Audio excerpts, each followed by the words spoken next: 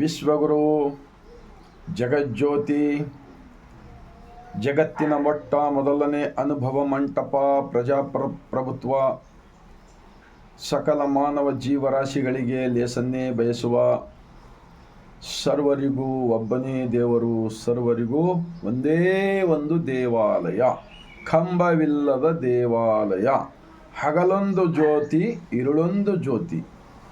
ಇಂತಹ ಒಂದು ಮಹಾನ್ ಬ್ರಹ್ಮಾಂಡದ ತತ್ವ ಲಿಂಗ ಆಯತ ಧರ್ಮ. ಅದಕ್ಕೆ ವಿಶ್ವ ಸಂವಿಧಾನವೆಂದು ಕರೆಯುತ್ತಾರೆ ಬಹಳಷ್ಟು ಜನ ಅರಿತುಕೊಂಡವರು. ಮತ್ತು ವಿಶ್ವ ಸಂವಿಧಾನ ಇದ್ದೇ ಇದೆ ಎಂದು ನಾನು ಕೂಡ ಈ ಗ್ರಂಥದ ಮೂಲಕ ಹೇಳಲು ಬಯಸುತ್ತೇನೆ. ಈ ಗ್ರಂಥದಲ್ಲಿ 2500 ವಚನಗಳು ಇವೆ. ಎಲ್ಲರೂ ದುಡಿಯುವ ವರ್ಗದವರು, ಉತ್ಪಾದಕ ವರ್ಗದವರು, 770 ಜನ ಅಮರ ಗಣಗಳು, ಲಕ್ಷದ ಮೇಲೆ 96,000 ಶರಣರ ಇತಿಹಾಸ ಈ ಗ್ರಂಥದಲ್ಲಿ ಸಿಗುತ್ತದೆ. ಬಹಳಷ್ಟು ಶರಣರ ವಿಚಾರಗಳನ್ನು 12ನೇ ಶತಮಾನದಲ್ಲಿ ಹಾಳು ಮಾಡಿ, ವಚನಗಳನ್ನು ಸುಟ್ಟು, ಶರಣರನ್ನು ತೊಂದರೆ ಕೊಟ್ಟು ಹತ್ಯೆ ಮಾಡಿ ಇನ್ನೂ ಬಹಳಷ್ಟು ವಿಚಾರಗಳನ್ನು ಹಾಳು ಮಾಡಿದ್ದಾರೆ. ಆದರೂ ಕೂಡ ಇವತ್ತು 25,000 ವಚನಗಳು ಸಿಗುತ್ತವೆ. ಅಂತಹ ವಿಶ್ವ ಸಂವಿಧಾನದ ನಾಯಕ ಜಗಜ್ಯೋತಿ ಮಹಾತ್ಮ ಬಸವಣ್ಣನವರನ್ನು ಈ ಭಾರತ ದೇಶ ಸ್ವತಂತ್ರವಾದ ನಂತರ ಭಾರತ ದೇಶದ ಸಂವಿಧಾನದ ನಿರ್ಮಾಣದಲ್ಲಿ ಮುಖ್ಯಸ್ಥರಾಗಿರ್ತಕ್ಕಂತಹ ಭಾರತ ರತ್ನ ಡಾಕ್ಟರ್ BR ಅಂಬೇಡ್ಕರ್ಜಿರವರನ್ನು, ವಿಶ್ವ ಜ್ಯೋತಿ ಅಕ್ಕ ಮಹಾದೇವಿರವರನ್ನು, ಸಕಲ ಶಿವ ಶರಣರನ್ನು ಎನ್ನ ಹೃದಯ ಮಂದಿರದಲ್ಲಿ ನೆನೆಯುತ್ತಾ ಬಸವ ಕಲ್ಯಾಣ ಅಣ್ಣ ಬಸವಣ್ಣನವರು 12ನೇ ಶತಮಾನದಲ್ಲಿ ಬಿಜ್ಜಳರಾಜರ ಪ್ರಧಾನಮಂತ್ರಿಯಾಗಿದ್ದುಕೊಂಡು ಅನುಭವ ಮಂಟಪದ ಮೂಲಕ ಲಿಂಗಾಯತ ಧರ್ಮವನ್ನು ಸ್ಥಾಪನೆ ಮಾಡಿದ ಕೇಂದ್ರ ಬಸವ ಕಲ್ಯಾಣದ ಭೂಮಿಲಿಂದ ಈ ಮುಂಜಾನೆಯ ಸಮಯದಲ್ಲಿ ಇಡೀ ಭಾರತ ಅಷ್ಟೇ ಅಲ್ಲ, ಜಗತ್ತಿನ ಎಲ್ಲ ಮಾನವ ಲೋಕಕ್ಕೆ ಬಾಗಿದ ತಲೆ ಮುಗಿದ ಕೈಲಿಂದ ಶರಣು. ಈಗ ಒಂದು ಅಲ್ಲಮ ಪ್ರಭುರವರ ವಚನ. ಶಿವಗುರು ಎಂದು ಬಲ್ಲಾತನೇ ಗುರು, ಶಿವಲಿಂಗವೆಂದು ಬಲ್ಲಾತನೇ ಗುರು, ಶಿವಜಂಗಮವೆಂದು ಬಲ್ಲಾತನೇ ಗುರು, ಶಿವಪ್ರಸಾದವೆಂದು ಬಲ್ಲಾತನೇ ಗುರು, ಶಿವ ಆಚಾರವೆಂದು ಬಲ್ಲಾತನೇ ಗುರು. ಇಂತಿಹಿ ಪಂಚವಿಧವೇ ಪಂಚಬ್ರಹ್ಮವೆಂದು ಅರುಹಿದ ಮಹಾಮಹಿಮ ಸಂಗನ ಬಸವಣ್ಣನವರು ಎನಗೆಯು ಗುರು, ನಿಮಗೆಯು ಗುರು, ಜಗವೆಲ್ಲಕ್ಕೂ ಗುರು ಕಾಣ ಗುಹೇಶ್ವರ. ಏನಂತೀರಿ ವಚನಕ್ಕೆ? ನಾನು ಮೊನ್ನೆ ಬನವಾಸಿ ಹೋಗಿದ್ದೇನೆ, ಶಿರ್ಸಿ ತಾಲೂಕ. ಅಲ್ಲಮಪ್ರಭುರವರು ಅಲ್ಲಿ ಅನುಭವ ಮಂಟಪಕ್ಕೆ ಈ ಕಡೆ ಬರಲಾದಕ್ಕಿಂತ ಮುಂಚೆ ಅಲ್ಲಿದ್ದರು ಅಂಥೇಳಿ ನಾನು ಅಲ್ಲಿ ಭಾವುಕಾಗಿದ್ದೇನೆ. ಅಲ್ಲಿ ಆಗಿನ ಕಾಲ ಇಲ್ಲಿಂದ 700 ಕಿಲೋಮೀಟರ್ ಮೇಲಿದೆ ಬನವಾಸಿ. ಎಲ್ಲ ಅರಣ್ಯ ಸಂಪತ್ತು. ಆವಾಗಿನ ಕಾಲದಲ್ಲಿ ರಸ್ತೆ ಇರಲಿಲ್ಲ, ವಾಹನಗಳಿರಲಿಲ್ಲ. ಆ ಕಡೆಯಿಂದ ಬಸವ ಕಲ್ಯಾಣಕ್ಕೆ ಬಂದು ಅನುಭವ ಮಂಟಪದಲ್ಲಿ ಬಸವಣ್ಣನವರ ಬಗ್ಗೆ ವಿಚಾರ ಆಚಾರವನ್ನು ತಿಳ್ಕೊಂಡು ಗುಣಗಾನ ಮಾಡಿದ್ದಾರೆ. ಅಕ್ಕ ಮಹಾದೇವಿರವರು ಕೂಡ ಆ ಕಡೆ ದಿಕ್ಕಿನಿಂದ ಬಂದಿದ್ದಾರೆ, ಶಿವಮೊಗ್ಗಲಿಂದ. ಈ ಥರ ಎಲ್ಲರೂ ಅಕ್ಕ ಮಹಾದೇವಿರವರು ಕೂಡ ಹೇಳಿದ್ದಾರೆ. ದೇವಲೋಕದವರಿಗೂ ಬಸವಣ್ಣನೇ ದೇವರು, ಮರ್ತ್ಯಲೋಕದವರಿಗೂ ಬಸವಣ್ಣನೇ ದೇವರು, ನಾಗಲೋಕದವರಿಗೂ ಬಸವಣ್ಣನೇ ದೇವರು, ಮೇರುಗಿರಿ ಮಂದರಗಿರಿ ಮೊದಲಾದವುಗಳು ಎಲ್ಲವಕ್ಕೂ ಬಸವಣ್ಣನೇ ದೇವರು. ಚನ್ನಮಲ್ಲಿಕಾರ್ಜುನ ದೇವ ಎನಗೂ ನಿಮಗೂ ಎಂಬ ಶರಣರಿಗೂ ಬಸವಣ್ಣನೇ ದೇವರು ಎಂದು ಹೇಳಿದರಲ್ಲ. ಈ ಸೃಷ್ಟಿಕರ್ತನ ಒಂದು ವಿಚಾರವನ್ನು ಈ ಜಗತ್ತದಲ್ಲಿ ಯಾರಾದರೂ ತಿಳಿಸಿದ್ದೇ ಆದರೆ, ನಮ್ಮೆಲ್ಲರನ್ನ ತಾಯಿಯ ಗರ್ಭದಲ್ಲಿ ಮೂರ್ತಿ ಮಾಡಿ ಹುಟ್ಟಿಸಿ ಈ ಲೋಕವನ್ನು ತೋರಿಸ್ತಕ್ಕಂಥ, ಮತ್ತು ನಮ್ಮೆಲ್ಲರಿಗೆ ಮಳೆ ಬೆಳೆ ಕೊಟ್ಟು ಸಲ್ಲುತ್ತಕ್ಕಂಥ ಪ್ರಾಣಿ ಪಕ್ಷಿ ಎಲ್ಲರಿಗೂ ಅಂತಹ ದೇವನ ಕಲ್ಪನೆ ಕೊಟ್ಟಿದ್ದು ಬಸವಣ್ಣನ ಭೂಮಿ ಅನುಭವ ಮಂಟಪ ಬಸವ ಕಲ್ಯಾಣದಲ್ಲಿ ಅಂಥೇಳಿ ನಾನು ಎದೆ ತಟ್ಟಿ ಹೇಳುತ್ತಿದ್ದೇನೆ. ಆದ್ದರಿಂದ ಇನ್ನುಳಿದ 770 ಜನ ಅಮರಗಣಗಳು 1,96,000 ಶರಣರೆಲ್ಲರೂ ಬಸವಣ್ಣನವರ ಬಗ್ಗೆ ಗುಣಗಾನ ಮಾಡಿದ್ದಾರೆ. ಆದರೆ ಮಹಾತ್ಮ ಬಸವಣ್ಣನವರು ಏನು ಹೇಳ್ತಾರೆ ಅಂದರೆ, ಎಲ್ಲ ಶರಣರಾದ ಬಳಿಕ ಸಂತೋಷದಿಂದ ಇಂತಹ ಒಂದು ಸಮಾಜ ಒಳ್ಳೆಯದಾಯ್ತಲ್ಲಪ್ಪ ಅಂತೇಳಿ ಖುಷಿಪಟ್ಟು ಸಂತೋಷಪಟ್ಟು ಜಾತಿ ರಹಿತ ಧರ್ಮ ಸಹಿತ ಕಲ್ಯಾಣ ರಾಜ್ಯ ನಿರ್ಮಾಣ ಆಯ್ತಲ್ಲ, ಆ ಸಂತೋಷದಿಂದ ಏನು ಹೇಳ್ತಾರೆ ಬಸವಣ್ಣನವರು, ನನಗಿಂತ ಕಿರಿಯರಿಲ್ಲ, ಶಿವಭಕ್ತರಿಗಿಂತ ಹಿರಿಯರಿಲ್ಲ, ನಿಮ್ಮ ಪಾದ ಸಾಕ್ಷಿ ಎನ್ನ ಮನಸಾಕ್ಷಿ ಕೂಡಲ ಸಂಗಮ ದೇವ ನನಗಿದೇ ದಿವ್ಯ. ನೋಡಿದ್ರ ಈ ವಚನದ ಉದ್ದೇಶ ಅವರು ಹೇಳಿದೇನಪ್ಪ ಅಂದರೆ, ಎಲ್ಲರೂ ಶಿವಭಕ್ತರಾದ ಬಳಿಕ ನೀವೇ ದೊಡ್ಡವರಾದ್ರಪ್ಪ, ನಮ್ಮ ದೇಶ ಈ ಜಗತ್ತು ಸೃಷ್ಟಿಕರ್ತನನ್ನು ತಿಳಿದುಕೊಂಡು ಬರ್ತಾ ಇದ್ರಲ್ಲ, ಆ ಸಂತೋಷದಿಂದ ಬರೆದಿರ್ತಕ್ಕಂಥ ವಚನವಿದೆ. ಇನ್ನು ಕೆಲವು ಪಟ್ಟ ಭದ್ರ ಹಿತಾಸಕ್ತಿಗಳೇನು ಹೇಳ್ತವೆ, ಬಸವಣ್ಣ ಹೇಳಿಲ್ಲ, ನಾನೇ ಸಣ್ಣವಿದ್ದೆ ಅಂತ ಹೇಳಿದ್ದೇನೆ ಅಂಥೇಳಿ ಈ ಥರ ಮಾಡಿ ಮಾಡಿ ವಚನಗಳನ್ನು ತಿರ್ಸ್ತಕ್ಕಂಥದ್ದು, ಸುಳ್ಳು ಹೇಳ್ತಕ್ಕಂಥದ್ದು ಮಾಡಿ ಎಲ್ಲ ಕಡೆ ಎತ್ತಿನ ಬಸವ ಜಯಂತಿ ಬಂದಾಗ ಎತ್ತಿನ ಮೆರವಣಿಗೆ ಮಾಡ್ತಿರಲ್ಲವ ಮಹಾಪಾಪಿಗಳೇ, ಯಾರು ಮಾಡಿದ್ರಿ, ಯಾರು ಮಾಡ್ಲಿಕ್ಕೆ ಶುರು ಮಾಡಿರಿ? ಈಗ ಬಸವ ಕಲ್ಯಾಣದಲ್ಲಿ ಮೊನ್ನೆ ಬಸವಾದಿ ಶಿವಶರಣರ ಹಿಂದೂ ಸಮಾವೇಶ ಅಂತ ಮಾಡಿರಿ. ಅದು ಭಾಳ ಜನ ವಿರೋಧ ಯಾಕೆ ಮಾಡಿದ್ರಪ್ಪ? ವಿರೋಧ ಮಾಡಿದ್ರಲ್ಲ, ಇನ್ನೂ ಲಕ್ಷಗಟ್ಟಲೆ ಜನರು ಬಸವ ಕಲ್ಯಾಣಕ್ಕೆ ಬರ್ತಾಯಿದ್ರು. ಅದೇನೋ ಕೋರ್ಟ್ ಆದೇಶ ಬಂದಿರೋದ್ರಿಂದ ಅಂತೇಳಿ ಬಿಟ್ಟಿದ್ದಾರೆ. ಆದರೆ ನಿಮ್ಮ ಎಲ್ಲ ತಿಳ್ಕೊತಾ ಇದ್ದಾರೆ ಜನ. ನೋಡಿ, ಇದರಲ್ಲಿ ಇನ್ನೊಂದು ಅಲ್ಲಮ ಪ್ರಭುರವರ ವಚನವಿದೆ. ಲಿಂಗವನರಿಯದೆ ಏನನ್ನೋ ಅರಿದಡೆಯೋ ಫಲವಿಲ್ಲ. ಲಿಂಗವನರಿತ ಬಳಿಕ ಮತ್ತೇನನ್ನು ಅರಿದಡೆಯೋ ಫಲವಿಲ್ಲ. ಸರ್ವಕಾರಣ ಲಿಂಗವಾಗಿ ಲಿಂಗವನ್ನೇ ಅರಿದರಿದು ಲಿಂಗ ಸಂಘವನ್ನೇ ಮಾಡುವೆ, ಸಂಘ ಸುಖದೊಳಗೆ ಓಲಾಡುವೆ ಗುಹೇಶ್ವರ. ಏನು ಹೇಳ್ತೀರಿ ವಚನಕ? ಒಂದೇ ವಚನದಲ್ಲಿ 5 ಸಲ ಲಿಂಗ ಅಂತ ಬರೆದಿದ್ದಾರೆ. ಆದರೆ ಬಸವ ಕಲ್ಯಾಣದ ಭೂಮಿಯ ಮೇಲೆ ಬಸವಣ್ಣನವರನ್ನ ಧರ್ಮಗುರು ಎಂದು ಒಪ್ಪಿಕೊಳ್ಳಲಾರದೆ ಲಿಂಗದ ಹೆಸರನ್ನ ಅಲ್ಲಿ ಲಿಂಗಾಯತ ಎಂಬ ಶಬ್ದ ತೆಗೆದು ಹಾಕಿ ಏನೇನು ಮಾಡ್ಲಿಕ್ಕೆ ಹೊರಟಿರಲ್ಲ ಅದು ಜನ ಅರ್ಥ ಮಾಡಿಕೊಳ್ತಾರೆ. ಆದರೆ ನೀವು ಮಾಡ್ತಕ್ಕಂಥದ್ದು ನಿಜಕ್ಕೂ ಬಸವಾದಿ ಶರಣರ ಹೆಸರು ತೆಗೆದುಕೊಂಡು ಅವರು ಮಾಡಿರತಕ್ಕಂಥ ಅವತ್ತಿನ ತ್ಯಾಗ ಬಲಿದಾನಕ್ಕೆ ಅಪಚಾರ ಮಾಡ್ತಕ್ಕಂಥ ಕಾರ್ಯ ಮಾಡ್ತಾ ಇದ್ರಲ್ಲಪ್ಪ. ನಾನು ಕೂಡ ಈ ವಚನಗಳನ್ನು ಓದಿದ ಬಳಿಕ ನೀವೆಲ್ಲ ಏನು ಮಾಡ್ತಾ ಇದ್ದಾರೆ, ಯಾರ್ಯಾರು ಏನು ಮಾಡ್ತಾರೆ ಅಂತ ನನಗೆ ಗೊತ್ತಾಗ್ತಾ ಇದೆ. ಒಂದು ವೇಳೆ ವಚನಗಳು ಓದ್ತಾ ಇದ್ದಿಲ್ಲ ಅಂದ್ರೆ ನಿಮ್ಮಂಥದ್ದೆಲ್ಲ ಸುಳ್ಳು ಗೊಳ್ಳು ಪಳ್ಳು ಮಾತುಗಳು ಕೇಳಿ ಗುಲಾಮರಾಗಿರ್ತೀವಿ ನಾವು. ಇಷ್ಟೊಂದು ಮಠಗಳು ಕೊಟ್ಟಿದ್ದು ಜನ, ಪಾಪ ಬಡವರು, ಹೊಲ ಕೊಟ್ಟಿದ್ದಾರೆ, ನಿಮ್ಗೆ ಕಾರ್ ಕೊಟ್ಟಿದ್ದಾರೆ, ಎಲ್ಲ ಕೊಟ್ಟು ನೀವು ಕಾಲಿಗೆ ಬಿದ್ದು ನೀವು ಮ್ಯಾಲೆ ದೊಡ್ಡ ಕುರ್ಚಿ ಮೇಲೆ ಕುಂತಾರೆ, ಪಾಪ ಜನ ತೆಳಗೆ ಕೂಡ್ತಾರೆ, ಅಪ್ಪವ್ರಿ ಅಂತ ಹೇಳಿ ಕಾಲು ಬಿದ್ದು ಹೋಗ್ತಾರೆ. ಆದರೆ ಬಸವಣ್ಣನವ್ರು ಯಾರಾದ್ರೂ ಕಾಲು ಬೀಳ್ಸ್ಕೊಂಡವ್ರ? ಬಸವಣ್ಣನವ್ರು ಯಾರಾದ್ರೂ ಕಾಲನ್ನು ಬೀಳ್ಸ್ಕೊಂಡ್ರೆ ಹೇಳ್ಬೇಕು ನಮಗೆ ಮೊದಲು ಫಸ್ಟ್. ಸಮಗಾರ ಹರಳೆಯನವರು ಬಸವಣ್ಣನವರು ತಮ್ಮ ಕರ್ತವ್ಯಕ್ಕೆ ಬಿಜ್ಜಳರಾಜನ ಅರಮನೆ ಹೋಗ್ತಕ್ಕಂಥ ಸಂದರ್ಭದಲ್ಲಿ ಅವರು ಮಾಡಿರ್ತಕ್ಕಂಥ ಸಮಾಜದಲ್ಲಿ ಅನ್ಯಾಯಕ್ಕೆ ಅತ್ಯಾಚಾರಕ್ಕೆ ಒಳಗಾಗಿರ್ತಕ್ಕಂಥ ಸಮಾಜವನ್ನು ಬಸವಣ್ಣನವ್ರು ಕಂಡರೆ ಸಂತೋಷ ಪಡ್ತಕ್ಕಂಥದ್ದಿತ್ತು. ಆವಾಗ ಬಸವಣ್ಣವರು ಕುದುರೆ ಮೇಲೆ ಕುಂತು ಹೋಗ್ತಕ್ಕಂಥ ಸಂದರ್ಭದಲ್ಲಿ ಹರಳಯ್ಯ ಶರಣು ಅಣ್ಣವರಿಗೆ ಅಂತಂದರು. ಆದರೆ ಬಸವಣ್ಣನವರು ಇವತ್ತಿನ ಮಂತ್ರಿಗಳು MLAಗಳು ಇದ್ದಾರಲ್ಲ, ಹಿಂಗೆ ಕೈ ಮಾಡ್ಕೊಂಡು ಹೋಗ್ಬಿಡ್ತಾರೆ. ಆದರೆ ಬಸವಣ್ಣನವರು ಹರಳಯ್ಯನವರು ಕಂಡು ಕುದುರೆ ಮೇಲಿಂದ ಕೆಳಗಿಳಿದು ಶರಣು ಶರಣಾರ್ಥಿ ಶಿವಶರಣ ಹರಳಯ್ಯನವರಿಗೆ ಶರಣಾರ್ಥಿ ಅಂತ ಹೇಳಿದ್ರಲ್ಲಪ್ಪ. ಅವರಲ್ಲಿ ನೀವೆಲ್ಲಿ ಏನು ಕಾಯಕ ಮಾಡ್ತಕ್ಕಂಥದ್ದಿದೆ ನಿಮ್ಮ ಎಲ್ಲರೂ? ಒಂದು ಒಳ್ಳೆಯ ತತ್ವ ಕೂಡ ಹೇಳೋಕ್ಕಾಗ್ತಾ ಇಲ್ಲಲ್ಲ.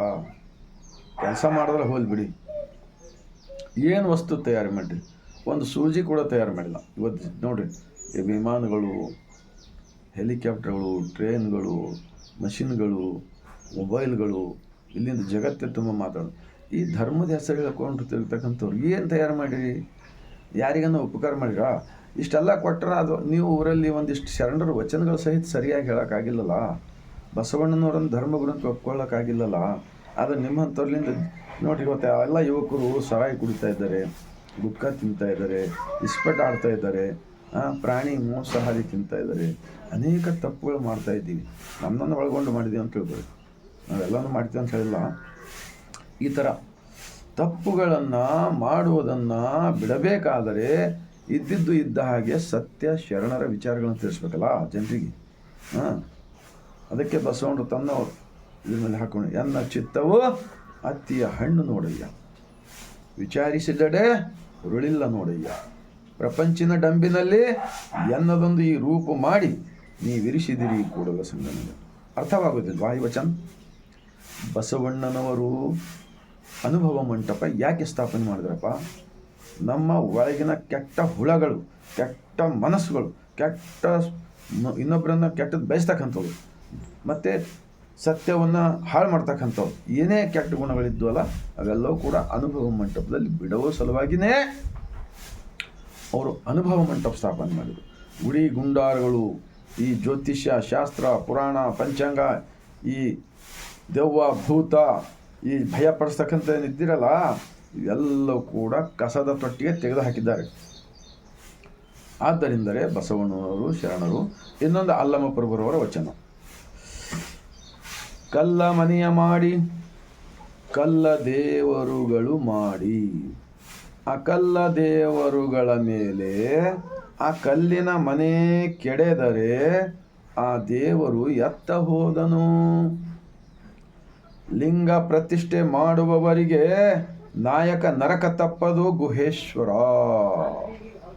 ಅಲ್ಲಮ ಪ್ರಭು ವಚನ. ಅನುಭವ ಮಂಟಪದ ಅಧ್ಯಕ್ಷ ಸ್ಥಾನ ಕೊಟ್ಟಿದ್ರು ಬಸವಣ್ಣವರವರಿಗೆ. ಯಾಕೆಂದರೆ ಕೆಳಗೆ ಯಾರ್ಯಾರು ತುಳಿದಾರಲ್ಲ ಈ ರಾಜರು ಮಹಾರಾಜರು, ಅವರನ್ನು ಗೌರವ ಕೊಟ್ಟರು ಬಸವಣ್ಣನವರು. ಅವತ್ತಿನ ರಾಜರ ಆಡಳಿತ ಹೋಗಿದೆ ಗೊತ್ತ, ಭಾರತ ದೇಶದಲ್ಲಿ ಸ್ವತಂತ್ರ ದೇಶವಾಗಿದೆ. ಈಗ ಎರಡನೇ ರಾಜರು ಕಂಡು ಬರ್ತಾ ಇದ್ದಾರೆ. ಅದು ಮನುಷ್ಯ ಒಂದ್ಸಲ ಕೆಟ್ಟ ಚಟ ಬಿತ್ತಲ್ಲ, ಕುಳಿತು ತಿಂಬೋದು, ಅದು ಭಾಳ ಹೋಗ್ಲಿಕ್ಕೆ ಭಾಳ ಕಷ್ಟ ಆಗ್ತದೆ. ನಮಗೂ ಗೊತ್ತಿದೆ. ಎರಡನೇ ರಾಜರು ಲಿಂಗಾಯತೆಂಬ ಶಬ್ದ ತೆಗೆದು ಹಾಕಿದ ಬಳಿಕ ಬಸವಣ್ಣನವ್ರು ಸ್ಥಾಪಿಸಿದ ಶರಣರ ಅನುಭವ ಮಂಟಪ ತತ್ವ ಮತ್ತೆ ಮತ್ತೆ ಹಾಳು ಮಾಡಕ್ಕೆ ಬಂದಂಗೆ ಅನಿಸೋದಿಲ್ವಾ? ಜನ ಏನು ದಡ್ಡಿದ್ದಾರ? ಇದು ಮಹಾ ತಪ್ಪಿದೆ, ಮಹಾ ಅಪರಾಧವಿದೆ. ಈ ಬಸವ ಕಲ್ಯಾಣದ ಭೂಮಿಯ ಮೇಲೆ ಏನೇ ಕಾರ್ಯಕ್ರಮ ನಡೀಬೇಕಾದರೆ ಹಣಿಯ ಮೇಲೆ ವಿಭೂತಿ, ಕೊರಳಲ್ಲಿ ಇಷ್ಟಲಿಂಗ ರುದ್ರಾಕ್ಷಿ, ಬಸವಣ್ಣನವರನ್ನು ಧರ್ಮಗುರು ಅಂತೇಳಿ ಒಪ್ಪಿಕೊರಿಯಪ್ಪ, ಒಪ್ಪಿಕೊರಿ. ಜನ ನಿಮಗೆ ಸಂತೋಷ ಪಡ್ತಾರೆ ನಿಮ್ಮ ಒಳ್ಳೆಯ ಕೆಲಸ ನೋಡಿ. ಇವತ್ತು ಎಲ್ಲರ ಕೈಯಲ್ಲಿ ಮೊಬೈಲ್ ಇದೆಯಲ್ಲ, ಸುದ್ದಿ ಇಲ್ಲಿಂದ ಅಲ್ಲಿ ಹೋಗ್ತಾ, ಅಲ್ಲಿಂದ ಇಲ್ಲಿ ಹೋಗ್ತದೆ. ಆವಾಗ 12ನೇ ಶತಮಾನದಲ್ಲಿ ಮೊಬೈಲ್ ಇದ್ದಿಲ್ಲ, ಫೋನ್ ಇದ್ಗಳಿದ್ದಿಲ್ಲ. ಬಸವ ಕಲ್ಯಾಣದಿಂದ ಕಾಶ್ಮೀರಕ್ಕೆ ಹೋಯ್ತಲ್ಲಪ್ಪ ಸುದ್ದಿ. ಕಾಶ್ಮೀರದ ಮೊಳಿಗೆ ಮಾರ ಬಂದಿಲ್ಲ ದಂಪತಿಗಳು ಕಲ್ಯಾಣಕ್ಕೆ, ಇಲ್ಲಿ ಮೊಳಕೆರದಲ್ಲಿ ಗವಿ ಇದೆ, ಮತ್ತು ಅದ್ರ ಮೇಲೆ ಗುಡಿ ಕಟ್ಟಿರಿ. ಗುಡಿಗಳಿಗೆ ವಿರೋಧ ಮಾಡಿದವರು ನಮ್ಮ ಶರಣರು. ಆ ಕಾರಣಕ್ಕಾಗಿಯೇ ಎದೆಯ ಮೇಲೆ ಇಷ್ಟಲಿಂಗವನ್ನು ಕೊಟ್ಟಿದ್ರಲ್ಲ, ಇಷ್ಟಲಿಂಗ. ನಾನು ಕೂಡ 25 ವರ್ಷ ಆಯಿತು ಈ ಲಿಂಗ ಧರಿಸಿದ್ದೇನೆ. ನಾನು ಮನುಷ್ಯರ ಕೈಲಿಂದ ಮಾಡಿದ ಯಾವುದೇ ಮೂರ್ತಿಗಳಲ್ಲಿ ದೇವರನ್ನು ಕಾಣುವುದಿಲ್ಲ, ಕಾಣುವುದು ಇಲ್ಲವೇ ಇಲ್ಲ. ನಾನು ನಿಮ್ಮಷ್ಟು ಶಾಲೆ ಕಲ್ತಿಲ್ಲ, ನೀವು ಭಾಳ ದೊಡ್ಡವರಪ್ಪ, ಒಪ್ಕೋತೀವಿ. ಬಸವಣ್ಣನವ್ರ ಭಾವಚಿತ್ರ, ಅಕ್ಕ ಮಹಾದೇವಿ ಭಾವಚಿತ್ರ, ಶರಣರ ಭಾವಚಿತ್ರ ನಾವೆಲ್ಲ ಮನೆಯಲ್ಲಿ ಹಾಕಿಕೊಳ್ತೇವೆ, ಇಲ್ಲಂತಲ್ಲ. ಆದರೆ ಅದರಲ್ಲಿ ನಾವು ದೇವರನ್ನು ಕಾಣುವುದಿಲ್ಲ. ಯಾಕೆಂದರೆ ಇನ್ನೊಂದು ವಚನವಿದೆ, ಅವರೆಲ್ಲರನ್ನ ಶ್ರೇಷ್ಠ ಗುರುಗಳು. ಒಂದೊಂದು ಸಲ ಭಾವುಕಾಗಿ ನಾವು ದೇವರ ಸಹಿತ ಅಂತ ಅನುಭವ ಅಂತಹ ಜ್ಞಾನ ಕೊಟ್ಟಿದ್ದಾರಲ್ಲ. ಅರಗು ತಿಂದು ಕರಗುವ ದೈವಗಳು ಎಂತು ಸರಿ ಎಂಬೆನಯ್ಯ, ಉರಿಯ ಕಂಡರೆ ಮುರುಟುವ ದೈವಗಳು ಎಂತು ಸರಿ ಎಂಬೆನಯ್ಯ, ಅವಸರ ಬಂದರೆ ಮಾರುವ ದೈವಗಳು ಎಂತು ಸರಿ ಎಂಬೆನಯ್ಯ, ಅಂಜಿಕೆಯಾದರೆ ಹೂಳುವ ದೈವಗಳು ಎಂತು ಸರಿ ಎಂಬೆನಯ್ಯ, ಸಹಜ ಭಾವ ನಿಜ ಐಕ್ಯ ನಮ್ಮ ಕೂಡಲ ಸಂಗಮ ದೇವ, ಒಬ್ಬನೇ ದೇವ ಕಾಣಿರಣ್ಣ, ಒಬ್ಬನೇ ದೇವ ಕಾಣಿರಣ್ಣ. ಏನಾಗ್ತಾ ಅರ್ಥ ಇದ್ದದ್ದು? ಎಲ್ಲ ಮಠಾಧೀಶರು ಇವತ್ತಿನ ವಚನ ವಿಡಿಯೋ ಸರಿಯಾಗಿ ಓದ್ಕೊರಪ್ಪ. ನಿಮ್ಮ ಕೈ ಜೋಡಿಸಿ ವಿನಂತಿ ಮಾಡ್ಕೊಳ್ತಾ ಇದ್ದೇನೆ. ಈಗ ನೋಡಿರಿ, ಇವತ್ತು ತಾರೀಕು ಎಷ್ಟು, ಇನ್ನೂ ಮಳೆ ಬರ್ತಾ ಇಲ್ಲ, ಬೆಳೆ ಇಲ್ಲ, ಒಂದು ತಿಂಗಳು ಮುಗಿದೋಯ್ತು, ಜೂನ್ ತಿಂಗಳು. ಎಷ್ಟೋ ಜನರಿಗೆ ಕಷ್ಟಗಳಿವೆ. ಅದು ಏನಾರ ನಿಮಗಿದೆನಾ? ಈ ಪ್ರಕೃತಿ ಧರ್ಮ ಉಳಿಸ್ಬೇಕೆಂಬುದು ನಿಮ್ಮಲ್ಲಿ ಕಳಕಳಿ ಇಲ್ವಾ? ಬಸವಣ್ಣನವರು ಸ್ಥಾಪಿಸಿದ ಧರ್ಮ ಪ್ರಕೃತಿ ಧರ್ಮ. ಗಿಡ ಮರಗಳನ್ನು ಹೆಚ್ಚು ಬೆಳೆಸಬೇಕು, ಪರಿಸರವನ್ನು ಸ್ವಚ್ಛ ಇಡಬೇಕು. ಮನಸ್ಸುಗಳನ್ನು ಸ್ವಚ್ಛ ಇಟ್ಕೊಂಡಾಗ ಹೊರಗಿಂದೆಲ್ಲವೂ ಸ್ವಚ್ಛ ಆಗೇ ಆಗುತ್ತದೆ. ಒಳಗೇ 33 ಕೋಟಿ ಹಲವು ದೈವಗಳ ಎಂಜಲು ನಮ್ಮ ತಲೆಯಲ್ಲಿ ಹಾಕಿದ್ರಲ್ಲ, ಇದು ನ್ಯಾಯ ಇದೆನಾ? ಯಾರಾದ್ರೂ ಹೇಳಿ ನೋಡೋಣ.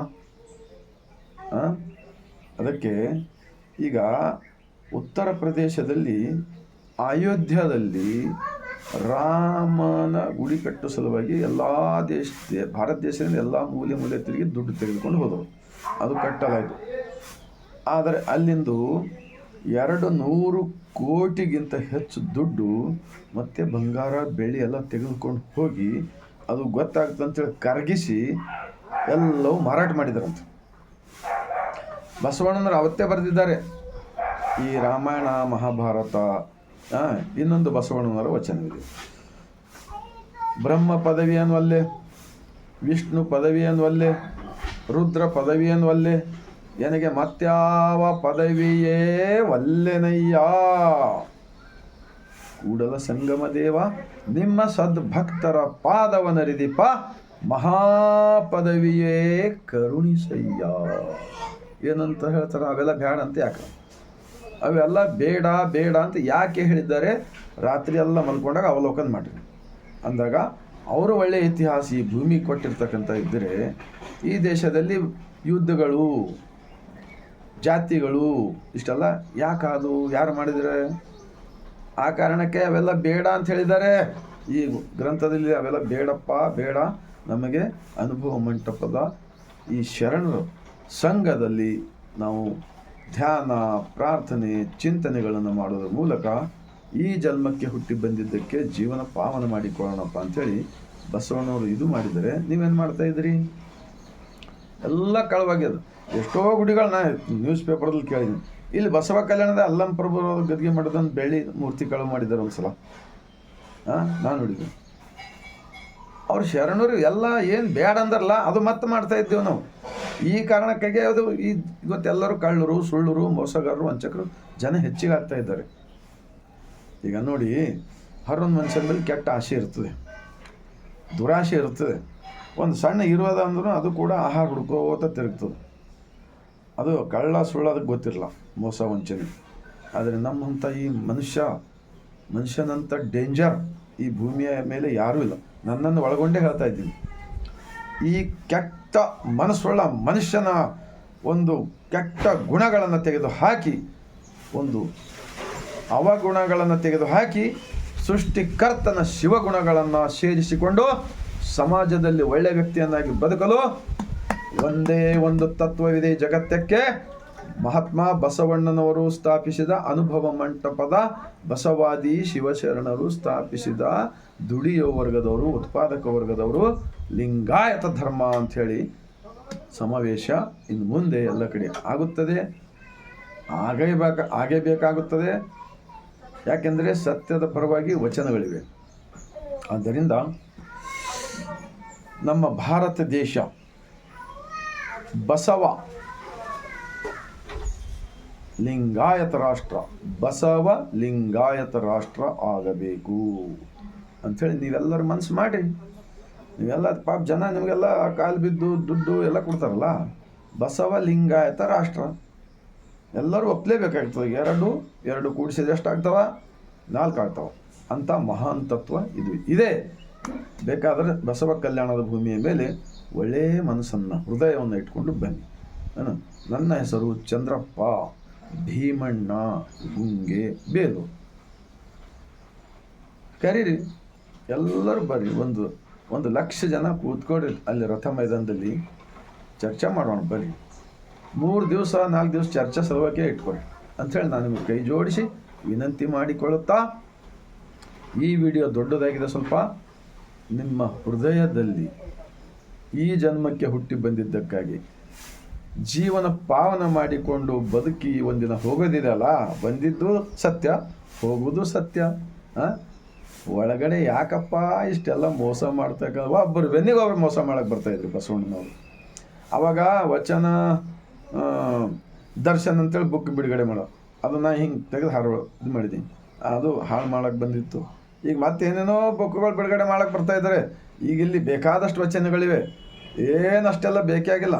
ಎಮ್ಮ ವಚನದೊಂದು ಪಾರಾಯಣಕ್ಕೆ ವ್ಯಾಸನದೊಂದು ಪುರಾಣ ಸಮಬಾರದಯ್ಯ ಏನು, ಇದು ಒಂದು ವಚನ ಇದೆ, ಸಿದ್ದರಾಮೇಶ್ವರ ಬರ್ತಿದ್ದಾರೆ ಸೋಲಾಪುರ. ಆದ್ದರಿಂದ ನಿಮ್ಮ ಯಾವ ಬುಕ್ಗಳು ಬಿಡುಗಡೆ ಮಾಡೋ ಅವಶ್ಯಕತೆ ಇಲ್ಲ. ನಮ್ಮ ಬಸವ ಸಮಿತಿಯ ದಿಂದ ಅವತ್ತು ದೇಶದ ಉಪರಾಷ್ಟ್ರಪತಿ ಬಿ.ಡಿ. ಜತ್ತಿ ಬಸವಪ್ಪ ದಾನಪ್ಪ ಜತ್ತಿಯವರು ಪಾಪ ಅವರು ಉಪರಾಷ್ಟ್ರಪತಿ ಇದ್ದರು ಕೂಡ ಹಣೆ ಮೇಲೆ ವಿಭೂತಿ ಕೊಳ್ಳಲು ಲಿಂಗ ರುದ್ರಾಕ್ಷಿ ಬಿಟ್ಟಿಲ್ಲ. ಅವರ ಮಗ ಅರವಿಂದ್ ಜತ್ತಿ ಅವರು ಒಳ್ಳೆ ಕೆಲಸ ಮಾಡ್ತಾಯಿದ್ದಾರೆ. 33 ಭಾಷೆಗಳಲ್ಲಿ ಬಸವ ಸಮಿತಿಯ ಗ್ರಂಥವಿದೆ. ಇಷ್ಟೇ ಸಾಕು ನಮಗೆ ಜೀವನ ಪಾವನ ಮಾಡಿಕೊಳ್ಳೋದು. ಒಂದಿಲ್ಲ ಒಂದು ಯಾರು ಕೂಡ ಬಸವಣ್ಣವ್ರನ್ನ ಧರ್ಮಗುರು ಅಂತ ಒಪ್ಕೊಳ್ತಾ ಇಲ್ಲ, ಆಚರಣೆ ಕೂಡ ಒಂದು ಇಲ್ಲ. ಮತ್ತು ಆ ಬುಕ್ ಬಿಡುಗಡೆ ಮಾಡ್ತೀನಿ, ಈ ಬುಕ್ ಬಿಡುಗಡೆ ಮಾಡ್ತೀನಿ, ಏನೇನೋ ಮಾಡ್ತೀವಿ ಅಂತ ಹೇಳೋದು ಇದೆಲ್ಲ ಅಂತರಂಗದಲ್ಲಿ ಬೇರೆ ಬಹಿರಂಗದಲ್ಲಿ ಬೇರೆ ಇರಬಾರದಪ್ಪ. ಇದನ್ನು ಮಾಡಬೇಡಿರಣ್ಣ ಅಂಥೇಳಿ ನಾನು ಬಸವಣ್ಣನ ನಾಡು ಶರಣರ ನಾಡಲಿಂದ ಕೈ ಜೋಡಿಸಿ ವಿನಂತಿ ಮಾಡಿಕೊಳ್ಳುತ್ತಾ ಮತ್ತೊಮ್ಮೆ 150 ಕೋಟಿ ಭಾರತೀಯರಿಗೆ ಅಷ್ಟೆಲ್ಲ ಜಗತ್ತಿನ ಮಾನವರೆಲ್ಲರಿಗೂ ಜಗಜ್ಯೋತಿ ಅಣ್ಣ ಬಸವಣ್ಣನವರ ಲಿಂಗಾಯತ್ ಧರ್ಮದ ವಿಚಾರಗಳನ್ನು ಪ್ರಚಾರ ಮಾಡಿ ಮುಕ್ತಿ ಪಡೀರಿ. ಯಾಕೆ ಸುಮ್ಕೆ ಮಾಡ್ತಾ ಇದ್ರಲ್ಲ ನೋಡಿ, ನಾನು ಎಷ್ಟು ಸ್ವತಂತ್ರವಾಗಿದ್ದೀನಿ. ನನಗೆ ನಿಮ್ಮ ನೆನಹವಾದಾಗಲೇ ಉದಯ, ನನಗೆ ನಿಮ್ಮ ಮರಹವಾದಾಗಲೇ ಅಸ್ತಮಾನ, ನನಗೆ ನಿಮ್ಮ ನೆನಹವೇ ಜೀವನ, ನನಗೆ ನಿಮ್ಮ ನೆನಹವೇ ಪ್ರಾಣ ಕಾಣ ತಂದೆ ಸ್ವಾಮಿ.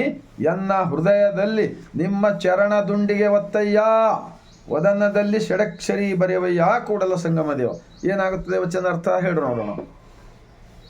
ನಿಮಗೆ ಬರ್ತಿದೆ ಗೊತ್ತಿದೆ, ಅದು ಜನ ಹೀಗೆ ಇರಲಿ, ನಾವು ಹೀಗೆ ಮೆರಿತೀವಿ ಅಂಥೇಳಿ ಅದು ಇಟ್ಕೊಂಡು ಸಲುವಾಗಿ ಹಿಂಗೆ ಮಾಡ್ತಾಯಿದ್ರಿ ಅಂಥೇಳಿ, ಇದು ಬಿಡ್ರಿ ಅಂಥೇಳಿ ನಿಮ್ಮ ಮತ್ತೊಮ್ಮೆ ಕೈ ಜೋಡಿಸುತ್ತಾ ಈಗ ಒಂದು ಅರ್ಧ ನಿಮಿಷ ಲಿಂಗ ಧ್ಯಾನ. ಈಗ ಹೇಳಿಲ್ಲ, ಯಾವಾಗ ಬೇಕಾದಾಗ ದೇವ್ರ ದರ್ಶನ ಮಾಡ್ಕೊಲಿಕ್ಕಿದೆ ಇಲ್ಲಿ, ಯಾವಾಗೂ ಮಾಡ್ಕೊರಿ. ಕೆಲಸದಾಗಿದ್ದಾಗ ಮಾಡಕ್ಕೆ ಹೋಗ್ಬೇಡ್ರಿ. ಕಾಯಕವೇ ಕೈಲಾಸ, ಅರಿವೇ ಗುರು, ದೇಹವೇ ದೇವಸ್ಥಾನ ಅಂತ ಸುಳ್ಳಿದೆನಾ? ಹೇಳಿ ನೋಡೋಣ. ಸತ್ಯವನ್ನು ಒಪ್ಪಿಕೊಳ್ಬೇಕು. ನಮ್ಮಿಂದ ಆಚರಣೆ ಮಾಡ್ಲಿಕ್ಕೆ ಆಗ್ತದಂದ್ರೆ ಮಾಡಿರಿ, ಇಲ್ಲತ್ತೆ ಬಿಡ್ರಿ. ಹಾಳು ಮಾಡಕ್ಕೆ ಬರಬೇಡ್ರಪ್ಪ. ಬಸವ ಕಲ್ಯಾಣಕ್ಕೆ ಬರಬೇಡಿ ಅಂತೇಳಿ ಮತ್ತೊಮ್ಮೆ ಕೈ ಜೋಡಿಸುತ್ತಾ ಈಗ ಒಂದು ಅರ್ಧ ನಿಮಿಷ ಲಿಂಗ ಧ್ಯಾನ.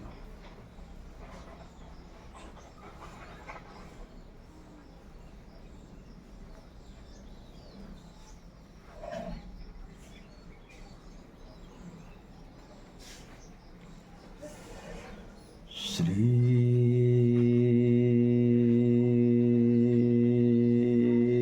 ಗುರು ಬಸವಲಿಂಗಾಯ ನಮಃ.